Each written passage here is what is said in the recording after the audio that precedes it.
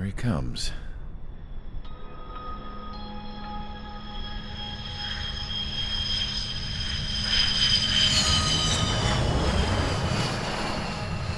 Mihai's looking worse. Thank God he has his granddaughters here to help him out. They're sisters, 15 and 10. Engaging the enemy in combat so we could use his physiological data to improve the drones had always taken a toll on Mihai's body. But today, he was really showing his age. The drones we based on his data were being taken down at a faster rate now compared to when the war began. When Mihai found that out, he insisted on flying to the front lines to see it for himself. Sometimes he could be so stubborn. His age wasn't the only thing affecting his health. Over the years, flying at high altitudes for prolonged stretches of time had ravaged and poisoned his body.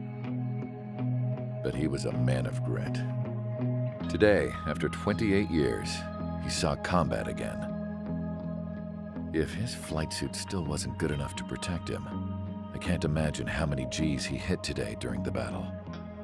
As a pilot, he exceeds all our expectations. It's going to take a bit more tweaking before our drones can match his skill.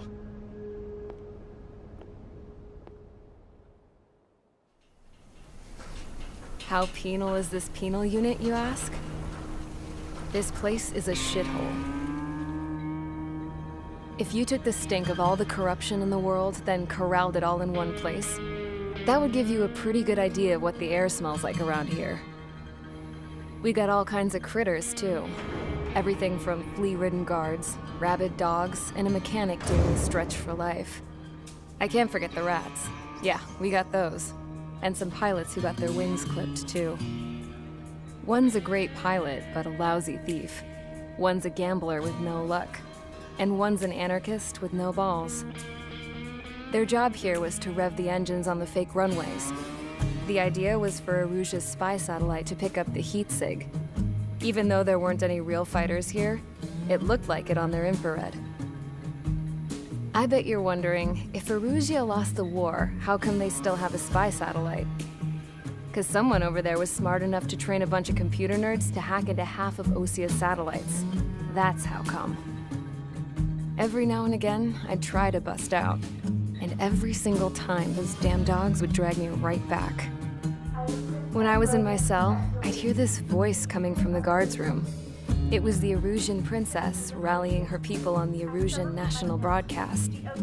All us prisoners had become big fans of hers. You want to hear something funny? The guards were big fans too.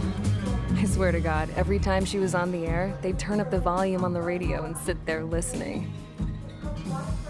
I could see how someone like her could win the hearts and minds of soldiers and workers alike.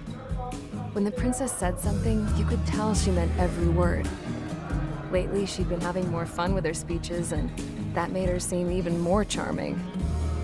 You could say her charm was like a virus. Whenever she'd point out stuff that was wrong with Osia, the prisoners in here went nuts. Hell, if anyone knew how messed up Osia was, it was the prisoners. They'd shout, "Burn Osia down."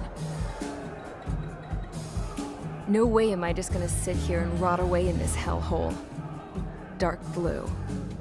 Instead of building fake-ass planes to trick Erusia, I'm gonna build one that'll really take off. You can count on that.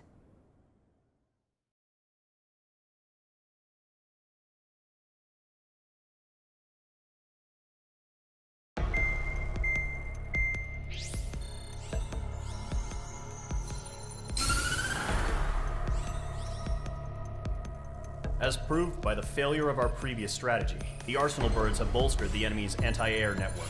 This will be difficult to overcome. However, we still need to get swiftly to the space elevator no matter what it takes. Someone there is counting on us. The hero of the Circum-Pacific War and the man who spearheaded the construction of the space elevator. Osia's former president, Mr. Harling. Mr. Harling was inspecting the elevator when the war broke out. He's been classified as missing since the elevator was taken over by the Erusian forces. However, according to the latest intel, a military officer accompanying Mr. Harling hid him inside the facility. Both are waiting for a chance to escape. Enemy anti-air radar network has been set up around the space elevator. It's likely a large squadron would be detected. We will send a single aircraft through the network and send in a rescue team soon after. A number of anti-air radars have been set up around the space elevator. However, our reconnaissance suggests their network is weakest along the southeastern coast of Selatapura, so we can elude the enemy's observation. There are a lot of rain clouds this time of year. Flying through the clouds will enable us to stay hidden from their radar. If you happen to be detected by their radar, we will be forced to abort the mission. The lone pilot will head up this strategy as you, Trigger. After you bust through, secure the rescue craft's landing zone by taking out the anti-air weapons. Gollum and others will arrive shortly for support. Provide escort for Mr. Harling's craft after rendezvous. Good luck out there, everyone.